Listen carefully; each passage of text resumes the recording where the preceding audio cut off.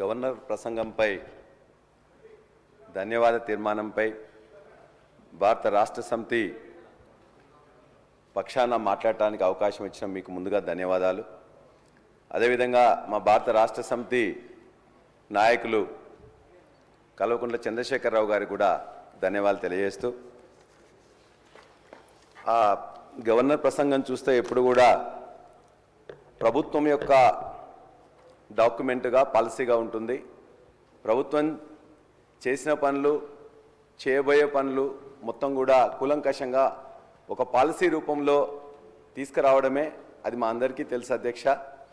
కాబట్టి అందులో ఏమైనా ఉంటుందా అని చెప్పేసి 28 పేజీలు మొత్తం చూస్తే ఆ యొక్క మొత్తం ప్రసంగాన్ని మొత్తం చదివినా కూడా దానికి ఒక దశ లేదు, దిశ లేదు, అందులో పస లేదు. అధ్యక్ష, చేసింది చాలా ఘోరంతా, చెప్పుకుంది మీరంతా కొండంతా. చాలా విషయాలు చెప్పారు, చాలా ప్రోగ్రెస్ ఉన్నది, చాలా మొత్తం కూడా ట్రాన్స్ఫార్మింగ్ చేస్తున్నాం అని చెప్పి కూడా చెప్పారు. ఖచ్చితంగా ట్రాన్స్ఫార్మింగ్ చేస్తున్నారు, కానీ నెగిటివ్ డైరెక్షన్లో చేస్తున్నారు అధ్యక్ష, పాజిటివ్ డైరెక్షన్లో కాదు. ప్రభుత్వం ఏర్పడక ముందు పార్టీలు ఖచ్చితంగా తమ యొక్క హామీలు ఇస్తుంటాయి. ఆ హామీలు ప్రజలు అడిగినా అడగకున్నా ప్రజల అవసరాల కోసం ఇస్తుంటాయి. మీరు ఇచ్చిన హామీలు నిజంగానే కొంత టైం ఇవ్వాలనే ఉద్దేశంతో సంవత్సరాల పాటుగా మేము ఎక్కువ మాట్లాడలేదు అధ్యక్ష. మీరు ఎవరు ప్రజలు అడగకున్నా మీరు బాండ్ పేపర్స్ ఇచ్చిండ్రు, నమ్మకం కలిగించడానికి డేట్స్ ఇచ్చిండ్రు, అదేవిధంగా డెడ్ లైన్స్ ఇచ్చిండ్రు, కానీ వాటిని ఇప్పటివరకే అన్ని అంశాల మీద కూడా పదే పదే తప్పిండ్రు అధ్యక్ష. దరిదాపుగా ఇవాళ ఇచ్చిన హామీలలో ఒక 10% మీరు మొదలుపెట్టిండ్రు, కానీ ఆ 10%లో కూడా అరకొరగానే ఉన్నాయి తప్ప పూర్తిగా ప్రజలందరూ విశ్వాసం కలిగించే విధంగా, వాళ్ళకు ఉపయోగపడే విధంగా ఏ ఒక్క పథకం కూడా ఇప్పటిదాకానైతే పూర్తిగా చేయలేదు అధ్యక్ష. మిగతా 90% హామీలు కూడా ఖచ్చితంగా ఇవాళ చేయలే. ఒక విధంగా చెప్పాలంటే ఈ ప్రాంతంలో నేను చదువుకోవడం కానీ లేకపోతే చూస్తే 19 ప్రజాస్వామిక ప్రభుత్వాలు ఈ తెలంగాణ ప్రాంతానికి ఇప్పటిదాకా 1951 నుంచి వస్తే, ఆ 1951 తర్వాత తెలంగాణ ఏర్పడిన తర్వాత 3 ప్రభుత్వాలు వస్తే, ఇన్ని ప్రభుత్వాల్లో కూడా ఇంత అప్రజాస్వామికంగా ఇంత అహంకారపూరితంగా ఉన్న ప్రభుత్వం మాత్రం ఎక్కడ లేదు అధ్యక్ష. అంతేకాదు అధ్యక్ష, అనుభవం లేమితో ఇవాళ అత్యంత తక్కువ కాలంలోనే అప్రతిష్ట మూట కట్టుకున్న ప్రభుత్వం ఈ ప్రభుత్వంగా ప్రజలందరూ భావిస్తున్నారు అధ్యక్ష. అంతేకాదు అధ్యక్ష, ఇవాళ అనేక హక్కులను ఎవరన్నా నిజంగా ఈ పని చేయలేదని చెప్పేసి ఎక్కడ ఎవరన్నా అడిగితే, గ్రామాల్లో కరెంట్ రాలేదనో, పంట ఎండిపోతుందనో ఎవరైనా జర్నలిస్టులు పోయి అక్కడికి అడిగినట్లయితే ఆ జర్నలిస్టుల మీద కూడా కేసులు పెట్టే, మహిళా జర్నలిస్టుల కేసులు పెట్టే దుస్థితి మాత్రం ఏనాడు ఏ ప్రభుత్వంలో రాలేదు అధ్యక్ష. ఇవాళ ఫీ రియంబర్స్మెంట్ ఏమని అంటే కొట్లాట, సర్పంచులు పెండింగ్ బిల్లులు ఏమంటే కూడా ఇబ్బంది అధ్యక్ష. అరే ఇప్పుడు సార్ లేని ఆ మహిళా జర్నలిస్టు పెట్టిన వీడియోను మీరు కూడా సభ ముందు మీరు చూసి అది పనిష్మెంట్ అని ఫీల్ అయ్యి ఒకవేళ పల్లారాజేశ్వర గారి మీద కూడా అటువంటి మాటలు మాట్లాడి ఉంటే వారు ఎటువంటి శిక్ష అవసరం లేదంటే రేపు పొద్దుగాల అటువంటి వీడియో తయారైతే పెద్ద ఇష్యూ కాదు. కాంగ్రెస్ పార్టీకి ఏదో పెద్ద తయారు చేయాలంటే పెద్ద ఇష్యూ కాదు, కానీ అటువంటి వీడియోలు కూడా వీళ్ళు సమర్థిస్తే అంతకంటే వాళ్ళకు ఉండేటటువంటి ఎటువంటి విచక్షణ కోల్పోయి పూర్తిగా ఫ్రస్ట్రేషన్లు ఉన్నారో అర్థమవుతుంది. అనుభవం గురించి మాట్లాడుతున్నారు. ఎవరికి అనుభవం లేదు అధ్యక్ష, కాంగ్రెస్ పార్టీకి అనుభవం కావాలా? అనుభవం గురించి మాట్లాడుతూ ఉన్నారు, లేకపోతే పెద్ద అనుభవ రాహిత్యంగా పని జరుగుతుంది అంటున్నారు. 14 సంవత్సరాల మొత్తం అణిచివేతకు గురైనాడు. ఎక్కడ అణిచివేతకు గురైనాడు అధ్యక్ష? ప్రజాస్వామ్యమే లేదని చెప్తా ఉన్నారు 14 సంవత్సరాలు. ఇటువంటి పద్ధతి మాట్లాడితే నేను దయచేసి సభకు సంబంధించి గవర్నర్ గారి ప్రసంగం మీద వారు చెప్పమనండి. వారికి విమర్శించదలుచుకున్నది మేము నెగటివ్ రోడ్లో పోతున్నామంటే మాకే అభ్యంతరం లేదు. గవర్నమెంట్ మేము 14 నెలల్లో మేము ప్రభుత్వం దిశ వేరుగా పోతా ఉన్నది, అవన్నీ మాట్లాడుకోండి. కానీ ఒక మాకు జర్నలిస్ట్ అంటే గౌరవం ఉంది. జర్నలిస్టులకు కాంగ్రెస్ పార్టీకి సంబంధించి ఎన్నడూ కూడా మేము అట్లా సొంత పత్రికలు సొంత టీవీలు పెట్టుకోవాలని ప్రయత్నం ఎన్నడూ చేయలేము. మేము జర్నలిస్టుల మీద విశ్వాసం అనేది మంచిగా రాయాలి, చెడుగు రాయాలని. ఇక అంత పూర్తిగా భాష మరందరికీ ఒకసారి వీడియో చూస్తే ఆ భాషను ఎవరు వ్యక్తిగతంగా ఎవరి గురించి మాట్లాడుతున్నారు ఆ భాషను చూసినట్టయితే మేము సమర్థిస్తే సభ్యులు ఆ జర్నలిస్టుకి మద్దతుగా మాట్లాడినటువంటి మాట ఉపసంహరించుకోమని చెప్పి కోరుతాను. ఈ సందర్భంగా ధన్యవాదాలన్నా, మీరు ఒక వారికి సింపతి ఉన్నందుకు. నేను అడిగేది ఏంటంటే అన్న, వారు మాట్లాడింది కాదు, వారు ఎక్కడైతే వారి యొక్క కొన్ని రికార్డ్ చేసి వాళ్ళు చేసినవన్నీ కూడా ప్రజల యొక్క భావాలుగా వచ్చినాయి. ఒకవేళ వాళ్ళు మహిళలు కాబట్టి నా రిక్వెస్ట్ ఏంటంటే అధ్యక్ష, ఇద్దరు మహిళా జర్నలిస్టులని టెర్రరిస్టులు చేసినట్టు చేసింది కాబట్టి ఆ రేవతి తన్వి యాదవ్ మీద కొద్దిగంత సానుకూలంగా మీరు దయచేసి ఆలోచించి వాళ్ళని విడుదల చేయాలని కోరుతున్నాం. అదేవిధంగా ఇది ఒక పాలసీ ఉందని చెప్పేసి అనుకుంటే పాలసీ మాత్రం వాళ్ళ యొక్క మీరు చూడండి అధ్యక్ష ఎట్లా ఉన్నాయి వాళ్ళ ఫోటోలు. ఇవాళ తెలంగాణ అస్తిత్వం మీద ఇక్కడ చాలా అంశాలు మీరు రాశారు. ఇందులోనే ఒకటేం చేసిండ్రు, మొత్తం కూడా ఆనవాళ్ళన్నింటి కూడా ఉండకుండా చేస్తామని తెలంగాణ తల్లి రూపురేఖలను మార్చారు. తెలంగాణ స్టేట్ టీఎస్ అని ఉంటే టీజీ అని మార్చారు. ఇవాళ లేటెస్ట్గా గవర్నర్ గారి ప్రసంగం చేసిన రోజునే వాళ్ళు ఇవాళ ఒక ఎడ్యుకేషన్ డిపార్ట్మెంట్ రిలీజ్ చేసింది అధ్యక్ష లోగో. ఆ లోగోలో ఇప్పుడు ఇంతకుముందు ఎప్పుడైతే కాకతీయ కళాతోరణాన్ని చార్మినార్ని తీసేస్తామని చెప్పేసి అంటే ఆనాడు ప్రజలందరూ అదేవిధంగా మేధావులు అందరూ కూడా చెప్తే దాని మీద వెనక్కి తగ్గినట్టు తగ్గింది.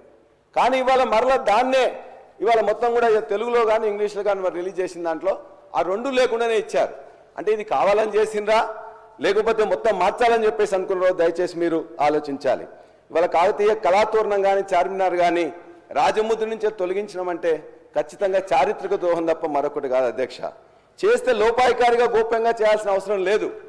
ఆనాడు ఈ యొక్క కాకతీయుల మీద గాసుద్దీన్ తుగ్లక్ దాడి చేసిండ్రు, ఇవాళ ఈ యొక్క కాంగ్రెస్ ప్రభుత్వం దాడి చేస్తూ ఉన్నది. మేము అడుగుతున్నాం అధ్యక్ష, ఇవాళ ఈ యొక్క నీటిపారుదల విప్లవాన్ని తెలంగాణలో తీసుకొచ్చింది కాకతీయులు. గొలుసుకట్టు చెరువులు కానీ 46,000 చెరువులను నిర్మించింది కూడా వాళ్ళే అధ్యక్ష. ఇవాళ మరి అనేక గ్రామాలు ఉన్నాయి, గణపతి దేవుని పేరు మీద గణపురం అనేక చెప్పేసి ఉంటాయి. మరి వాళ్ళు పెట్టిందని చెప్పేసి వాటన్నిటిని మార్చేస్తారు అధ్యక్ష. అదేవిధంగా వాటన్నిటి కూడా ఏ పేర్లు పెడతారో ఆలోచించండి. ఒక్క కుటుంబం ఇవాళ దేశంలో ఉండే వాళ్ళ కుటుంబాల పేర్లు పెట్టకుండా స్వాతంత్ర సమయంలో పేర్లు ఎప్పుడైనా పెట్టిండ్రు అధ్యక్ష కాంగ్రెస్ ప్రభుత్వం? సుభాష్ చంద్రబోస్ గారిదో, భగత్ సింగ్దో, లాలా లజపతి రాయ్దో, బాలగంగాధర్ తిలక్దో ఎప్పుడైనా పెట్టిండ్రు అధ్యక్ష? ఇవాళ కాకతీయుల యొక్క గొప్పతనం మీరు చూసినట్లయితే మా ప్రాంతంలో ఉండే మహిళా సోదరులు ఇద్దరు కూడా మంత్రులుగా ఆయన మా వరంగల్ జిల్లా నుంచి వారు ఆనాడు రాచరిక పాలనా యుగంలో స్త్రీని రాజుగా చేసిన గొప్ప చరిత్ర కాకతీయుల అధ్యక్ష. అబలయని దేశమును కబలింప తలబడిన పరరాజులకు స్త్రీల బలశక్తిని చూపి రాజ్యతంత్రము నడిపరా తెలంగాణ రాణి రుద్రమదేవిరా అని చెప్పి ఆనాడు రుద్రమదేవి యొక్క గొప్పతనాన్ని మనం చాటుకున్నాం అధ్యక్ష. మరి అంతేకాదు ఇవాళ అందశ్రీ గారు రాసిన రాష్ట్ర గీతంలో కూడా అనేక మార్పులు చేయాల్సి వస్తుంది. మీరు ఒకవేళ ఇదే అనుకుంటే అందశ్రీ గారు మా జనగామ నియోజకవర్గం రేపర్తి గ్రామవాసి. వారి యొక్క పాట అనేది తెలంగాణ ఉద్యమంలో ప్రతి నోట ప్రతి నాలుక మీద కూడా మొత్తం కూడా నాట్యమాడింది అధ్యక్ష. ఆయన కూడా రాసిండు, పోతున్నది పురిటిగడ్డ రుద్రమది వీరగడ్డ గండర గండెడు కుమరం భీముడే నీ బిడ్డ కాకతీయ కళాప్రభల కాంతిరేక రామప్ప గోలుకొండ నవాబుల గొప్ప వెలుగే చార్మినార్. మరి ఆయన కూడా రాసిండు చార్మినార్ గొప్పతనం, అదేవిధంగా కాకతీయుల గొప్పతనం, కళాతోరణం గురించి. మరి ఆయన రాసినందుకు అందశ్రీ యొక్క రాసిన పాటలు కూడా మొత్తం తీసేస్తారు అధ్యక్ష. పాలసీ ఉంటే అక్కడ ఉండాలి, ఇక్కడ ఉండాలి. అదేవిధంగా అన్నం పెట్టి చెరువులను నింపి చెరువులు నిర్మించిన ఇవాళ దానికే బరకత్ ఉంటుందని చెప్పేసి ఆనాడు కేసీఆర్ గారు మిషన్ కాకతీయ అని పెట్టి వాటిని మళ్ళా పునర్నిర్మాణం చేసింది కేసీఆర్ గారు. కాబట్టి అంతేకాదు గవర్నర్ గారి ప్రసంగంలో మీరు చెప్పారు మేము ఆధ్యాత్మిక టూరిజం చేస్తాం, దేవాలయాలన్నీ కూడా తీసుకుపోతాం అని చెప్పేసి. మరి మా వరంగల్ జిల్లాలో ఉండే వరంగల్ దేవాలయాల్లో అతిపెద్ద మన ఆనాడు రుద్రదేవుడు కట్టించింది అధ్యక్ష రామప్ప దేవాలయం. యునెస్కో యొక్క గుర్తింపు కూడా తీసుకొచ్చినాం. మరి కాకతీయులు కట్టించిందని చెప్పేసి ఆ టూరిజం ప్రాక్టీస్ తీసేస్తారా? అది అదేవిధంగా 1000 స్తంభాల గుడి కూడా కట్టించినాం, మరి దాన్ని కూడా తీసేస్తారా? కాబట్టి దయచేసి మీరు ఆలోచించాలని, అదేవిధంగా మా వరంగల్ జిల్లా నాయకులే కాదు, వరంగల్ జిల్లా మంత్రులే కాదు, మొత్తం యావత్తు కూడా అధ్యక్ష ఖచ్చితంగా చాలా సంతోషం సార్, నేను వింటా ఉన్నాము. కానీ చరిత్ర దగ్గరలో ఉన్న చరిత్రను కూడా మనం ఆలోచన చేయాలా. కాకతీయులకు సంబంధించి మాట్లాడుతూ ఉన్నారు అధ్యక్ష, వారి చరిత్ర గురించి మాట్లాడుతూ ఉన్నారు. టీఆర్ఎస్ పార్టీకి సంబంధించి ఆనాడు మా ప్రభుత్వ హయాంలో ఉమ్మడి రాష్ట్రంలో 2 కోట్ల రూపాయలు కాకతీయ ఉత్సవాల గురించి ఆ రోజు కేటాయింపు చేస్తే 2 కోట్లు కాదు 4 కోట్లు 6 కోట్లు 8 కోట్లు చేయాలని చాలా సందర్భాల్లో వారు డిమాండ్ చేశారు. సరే 2014 నుంచి 23 వరకు ఒక్కసారి కూడా కాకతీయ ఉత్సవాలు చేయలే టీఆర్ఎస్ పార్టీ ప్రభుత్వం. నేను ఈరోజు చెప్తా ఉన్నాను, అది కాదు ప్రజాస్వామ్యంలో ప్రజలేం కోరుతా ఉన్నారు, సామాన్య ప్రజానికానికి ప్రతిరూపంగా నిలిచే స్ఫూర్తిని కలిగేయాలని ఆ క్రమంలో మేము తీసుకున్న ప్రతి నిర్ణయం ఉంటుందని ఈరోజు మన చరిత్ర చెప్తా ఉన్న అనేక ప్రధానమైన అంశాలను కూడా ముడిపెడే అస్తిత్వాన్ని కాపాడే ప్రయత్నం చేస్తాం. నేను రాజేశ్వర రెడ్డి గారు విద్యాధికుడు అధ్యక్ష, కేవలం నేను వాడిని కోరుతా ఉన్నాను, టీఆర్ఎస్ పార్టీ పరంగానే పోకుండా డెఫినెట్లీ ఒక ప్రొడక్టివ్ ఆలోచనలు ఇస్తారు, ఒక పాజిటివ్ ఆలోచనలు ఇస్తారు. ప్రభుత్వం 14 నెలల నుంచి చేసే కార్యక్రమం ఇది చేస్తే బాగుంటుందని ఆలోచన చేస్తారు. అదేమైనా అభిప్రాయాలు తెలియజేస్తారని ఆశిస్తూ ఉన్నాను అధ్యక్ష. శ్రీధర్ అన్న, ఖచ్చితంగా కాకతీయుల యొక్క ఘనకీర్తి కోసం మేము చెప్పట్లేదు. కాకతీయులు మనకు బతికిచ్చిండ్రు, చెరువులు ఇచ్చిండ్రు, కాబట్టి వారిని బర్కత్ ఉంటుంది, వారి యొక్క పేరు పెట్టుకుంటారన్న ఉద్దేశంతో చెప్పినాం తప్ప మరొకటి కాదు. అదేవిధంగా మీరు ఇంకొక మాట కూడా అందులోనే ధన్యవాద ప్రసంగంలో చెప్పారు. ఇవాళ మేము తెలంగాణ తల్లిని మార్చినాం అతి సామాన్యంగా ఉండాలని. చెప్పేవాళ్ళు ఎవరు అధ్యక్ష? అతి సామాన్యంగా ఉండాలంట, నగలు ఉండొద్దంట, వడ్డానం ఉండొద్దా? చెప్పేవాళ్ళు మాత్రం వారి కుటుంబ సభ్యులు మాత్రం నగలు వేసుకుంటారు, వడ్డానాలు వేసుకుంటారు, కోట్ల రూపాయలైన వాచులు పెడతారు, అదేవిధంగా అన్నీ చేస్తారు. వారు మాత్రం తెలంగాణ మహిళ చాలా అతి సామాన్యంగా ఉండాలని కోరుకుంటా ఉన్నారు. అంతేకాదు తెలంగాణ తల్లి నుంచి వెళ్ళి బతుకమ్మని వేరు చేయడం అంటే తెలంగాణ బతుకును అవమానం చేయడం తప్ప మరొకటి కాదు. తెలంగాణ తల్లి ఉద్యమాగ్నిలో పుట్టింది. ఎవరి కుట్రల నుంచేలో, కువారం నుంచేలో, ఓర్వలేని తరం నుంచేలో పుట్టలేదు అధ్యక్ష. కాబట్టి ఆ తెలంగాణ తల్లిని మార్చడం, అదేవిధంగా మేము అడిగేది ఒకటే, రాహుల్ గాంధీ గారు కూడా చెప్పిండ్రు, ఇవాళ పథకాలకు పేర్లు మార్చడమో ఇంకోటో చేస్తే ఇవాళ చేయలేనప్పుడు అది చేస్తామని చెప్పి రాహుల్ గాంధీ గారు చెప్పిండ్రు. దాన్నే మేము ఇలా విశ్వసిస్తున్నాం. పేర్లు మార్చడం కాదు, నెంబర్లు మార్చడం కాదు, ప్రజల యొక్క బతుకులు మార్చండి. ఆ ప్రజల బతుకులు మార్చే దాంట్లో ఖచ్చితంగా సమాజం గమనిస్తున్నది. మేమందరం కూడా ఇవాళ తెలంగాణ కళాతోరణాన్ని దాన్ని మార్చదలుచుకుంటే, చార్మినార్ రాజముద్రణలా మార్చదలుచుకుంటే మేము వరంగల్ జిల్లా వాసులమే కాదు, మొత్తం తెలంగాణ యావత్తు ఆత్మగౌరవంతో బతికే వాళ్ళం. అన్నం ఉన్నా లేకున్నా కూడా కాదు. అందుకే మేము ఖచ్చితంగా చెప్తున్నాం, వరంగల్ మహనీయులైన రాణి రుద్రమదేవి సాక్షిగా, సర్దార్ సర్వాయి పాపన్న సాక్షిగా, తెలంగాణ సాయుధ పోరాట తొలి అమరుడు దొడ్డి కొమరయ్య సాక్షిగా, మా అక్క చాకలి ఐలమ్మ సాక్షిగా, సమ్మక్క సారక్క సాక్షిగా మా ఆత్మగౌరవం నిలబడడానికి ఖచ్చితంగా పోరాడతాం. మీరు దయచేసి మార్చవద్దు. మారిస్తే మళ్ళీ మేము వచ్చిన తర్వాత మళ్ళీ మేము తెచ్చుకుంటామని కూడా మీకు తెలియజేస్తున్నాం అధ్యక్ష.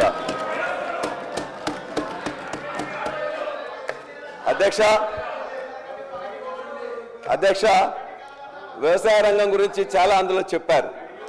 వ్యవసాయ రంగంలో 2014లో ఉండే పరిస్థితి ఏంటి, ఇవాళ పరిస్థితి ఏందని చెప్పేసి ఒక్కసారి దయచేసి ఆలోచించండి అధ్యక్ష. ఇవాళ అందులో కూడా చెప్పారు వాళ్ళు ఏమైంది అధ్యక్ష, బ్రహ్మాండంగా మొత్తం కూడా ఇవాళ దేశంలో నెంబర్ 1గా చేసినామని చెప్పేసి దేశంలో నెంబర్ 1గా చేసి మీకు అందించిన 2014లో 14-15 స్థానంలో ఉండే వరి విస్తీర్ణం కానీ, ఉత్పత్తి కానీ, ఉత్పాదకతలో నెంబర్ 1 చేసి మీకు అందించిన 2024 లెక్కలు చూడండి. ఆనాడు 24 లక్షల మెట్రిక్ టన్నులు వస్తే 141 లక్షల మెట్రిక్ టన్నుల వరి ధాన్యాన్ని మొత్తం కూడా ఎఫ్సీఐకి అందించింది కూడా ఇలా గత ప్రభుత్వం.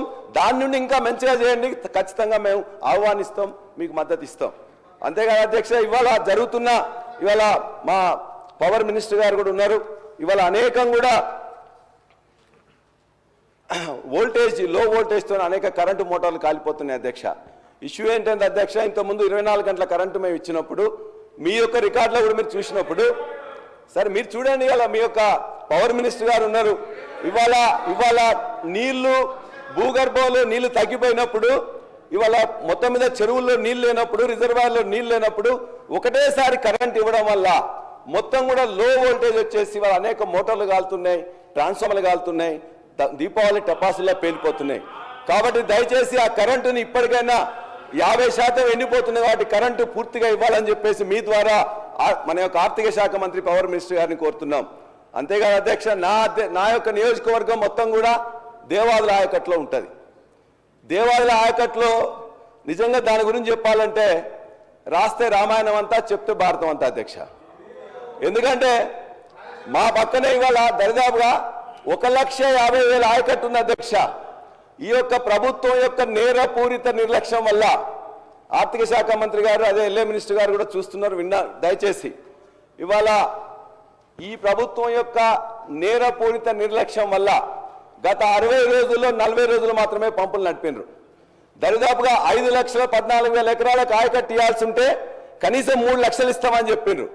ఆ 3 లక్షలకు కూడా ఇవాళ ఏం చేసిందంటే అధ్యక్ష 34 రోజులు ఒక 6 కోట్లు 7 కోట్లు పేమెంట్ చేయలేక ఓఎండ్ఎం స్టాఫ్ మొత్తం స్ట్రైక్ చేస్తే ఇలా కింద ఎస్సీ కానీ డిఈ కానీ లేకపోతే ఈఎన్సీ కానీ చివరికి రాహుల్ బొజ్జ గారు కూడా ఫోన్ చేసినాం, మినిస్టర్ గారు ఇరిగేషన్ మినిస్టర్ గారు కూడా ఫోన్ చేస్తే లాస్ట్కి 30 రోజుల తర్వాత 6 కోట్లు ఇచ్చింది అధ్యక్ష.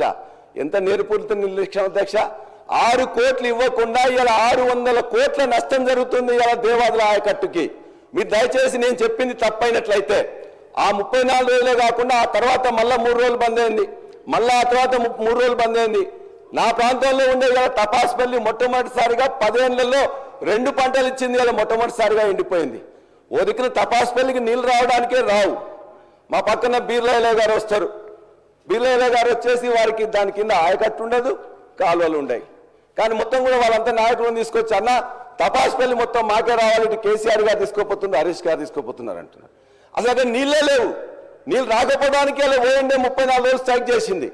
అదేవిధంగా కింద గండి రామారావు గారికి స్టేషన్ కనుపూర్ ఎమ్మెల్యే వస్తారు, ఆడ ఆయకట్టు ప్రతిపాదిత లేదు, ఏం లేదు, మేము తీసుకోపోతాం అంటారు. అసలు నీళ్లు మోటార్లు బంద్ అయితే ఓఎండ్ఎం స్టాఫ్ స్ట్రైక్ చేస్తే ఇలా అధికారులు ఏం చేస్తున్నారు, ప్రభుత్వం ఏం చేస్తుంది? చీమ కుట్టినట్టు లేకుండా ఇలా 600 కోట్ల నష్టం జరిగిన ఈ ప్రభుత్వానికి చీమ కుట్టినట్టయినా ఉందని అడుగుతున్నా. నేను చెప్పేది అబద్ధం అయితే ఇలా ఈ యొక్క మీ అందరి సాక్షిగా నా ముక్కు నెలకు రాస్తా. 34 రోజులు 6 కోట్లు ఇవ్వలేక ఇవాళ వేసిందంటే ఇది చేతగాని ప్రభుత్వం అనాలా ఏమనాలో చెప్పాలి అధ్యక్ష. చాలా బాధ అధ్యక్ష. అంతేకాదు అధ్యక్ష, ఇవాళ ఇదే పరిస్థితి మొత్తం రాష్ట్రం మొత్తం మీద కూడా ఉంది అధ్యక్ష. వాళ్ళు చెప్తారు వ్యవసాయ రంగంలో మేము బాగా చేసినామని చెప్పేసి మా రామచంద్రని ఇంతకుముందే మాట్లాడి చెప్తున్నాడు. అధ్యక్ష, భారతదేశంలో కానీ ప్రపంచంలో కానీ ఎప్పుడు ఎవరు వ్యవసాయానికి పెట్టుబడి ఇవ్వాలని ఆలోచించారు అధ్యక్ష. ఒక కేసీఆర్ గారే ఆలోచించి 72 లక్షల మంది రైతులకి 80,000 కోట్ల రూపాయలని 12 విడతల్లో ఇచ్చిండ్రు అధ్యక్ష. మీరు కూడా చెప్పిండ్రు, మీరు అప్పుడు ఏమన్నారు? మేమన్నా పిచ్చోళ్ళమా, ఎడ్డోళ్ళమా, మేము ఇయ్యమా? మేము కూడా ఖచ్చితంగా ఇస్తామని చెప్పిండ్రు. మేము సంతోషం అనుకున్నాం. అర్రాజు పెట్టినట్టే పెట్టిండ్రు. 10,000 కానీ మేము 15,000 ఇస్తామని చెప్పిండ్రు. ఏమైంది అధ్యక్ష? పోయిన వానాకాలం ఇవ్వలే, ఈ యాసంగి ఇవ్వలే, ఆ వానాకాలం ఇప్పుడే మొదలు పెట్టిండ్రు. ఇంతవరకు ఇవ్వలే అధ్యక్ష. 7,500 ఎకరానికి రావాల్సింది గత 7,500, 7,500 అంతకుముందు ఇస్తానే కూడా ఇవ్వలే. తప్పనిసరిగా ఇవ్వాలని చెప్పేసి మీ ద్వారా ఈ ప్రభుత్వాన్ని నేను కోరుతున్నా అధ్యక్ష. అదేవిధంగా గతంలో నీటి తీరువ రద్దు చేసి ప్రతి రిజర్వాయర్ నింపి ప్రతి చెరువును కూడా నింపినాం అధ్యక్ష. ఇవాళ మా జనగామలో ఉండే అన్ని రిజర్వాయర్లు తపాస్పల్లి కానీ, గండిరామారం కానీ, బొమ్మకూరు కానీ, ఇవాళ కన్నెపోయినగూడెం కానీ, లక్నూరు కానీ మొత్తం రిజర్వాయర్గా లేనిపోయినాం అధ్యక్ష. మేము అడిగినాం, మరి దేవాలయంలో నీళ్ళు వస్తున్నాయి కదా, ఫస్ట్ ఫేజ్ సెకండ్ ఫేజ్ అయిపోయింది, మరి ఇప్పుడు థర్డ్ ఫేజ్ కూడా మొత్తం కూడా నిర్మాణం అయిపోయింది, ఏం చేస్తారనంటే ముఖ్యమంత్రి గారు వస్తున్నారు, ముఖ్యమంత్రి గారు రాగానే మొత్తం కూడా థర్డ్ ఫేజ్ కూడా బటన్ ఆన్ చేస్తాం, అప్పుడు మీకు ఇవేగా సరిపోయేది. ఈ యొక్క ఫస్ట్ ఫేజ్ సెకండ్ ఫేజ్ తర్వాత 350 క్యూసెక్లు 500 క్యూసెక్లు వస్తున్నాయి. 1800 క్యూసెక్లను ముఖ్యమంత్రి గారు వచ్చి ఇమ్మీడియట్గా బటన్ ఆన్ చేస్తారని చెప్పేసి మిగతా పంపులను కూడా ఆన్ చేయాలి అధ్యక్ష. సంతోషం, ముఖ్యమంత్రి గారు రేపు స్టేషన్ కనుపూర్ నియోజకవర్గానికి వస్తున్నారు. అది మొత్తం కూడా దేవాదుల ప్రాంతం. ఆ దేవాదుల ప్రాంతానికి ఇమ్మీడియట్గా వారు ఆన్ చేసి ఇప్పటికే 50% ఎండిపోయిన పంటలకు నీళ్లు ఇవ్వాలని కోరుతున్నాం. ఆ పంటలు నష్టపోయిన వారికి ఎవరికి ఉన్నట్లయితే కాంగ్రెస్ ప్రభుత్వం ఇంతకుముందే చెప్పింది. ఏమని చెప్పిండ్రు? మేము ఖచ్చితంగా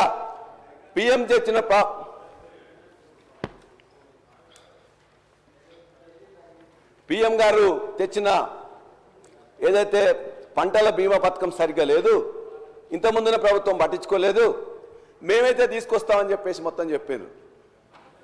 ఇంతవరకు 15 నెలల నుంచి దానికి ఆలు లేదు, చూలు లేదు అధ్యక్ష. పంటల బీమా లేదు.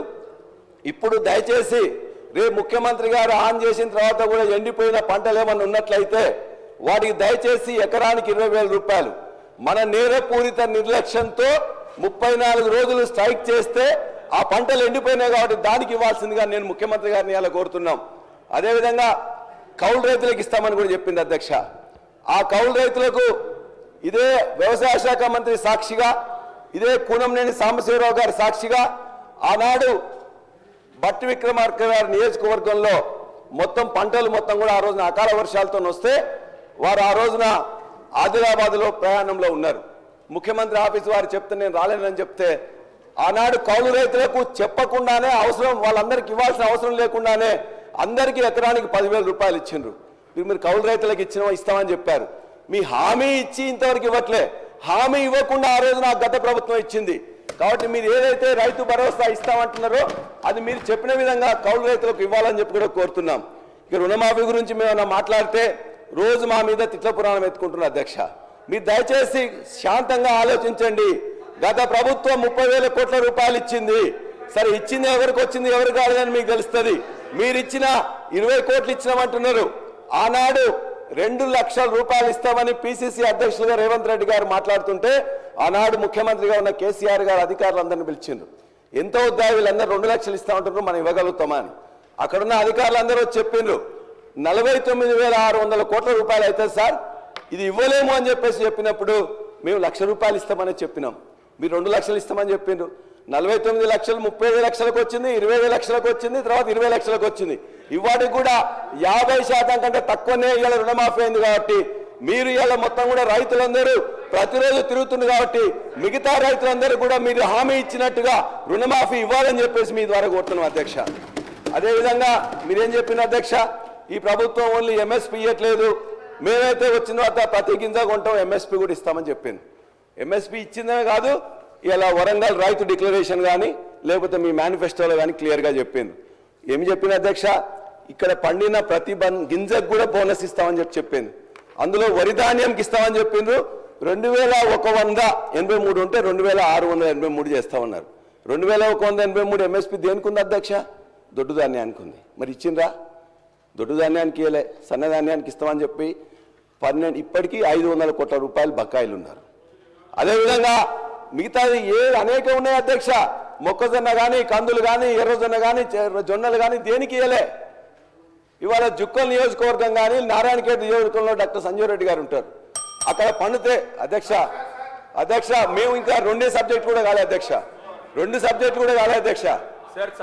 ఇది కాబట్టి ఇవాళ బోనస్ అనేది బోగస్ అయింది. 25% మాత్రమే ఇచ్చిండ్రు. మేము ఖచ్చితంగా లెక్కలతో నేను మొత్తం చూపిస్తాం. మీరు వ్యవసాయ కమిషన్ ఒకటి ఇచ్చారు, వ్యవసాయ కమిషన్ ఒకటి వేశారు. ఆ వ్యవసాయ కమిషన్లో అధ్యక్ష అది ఒక పునరావాస కేంద్రం తప్ప దానివల్ల ఏం చేయట్లేదు అధ్యక్ష.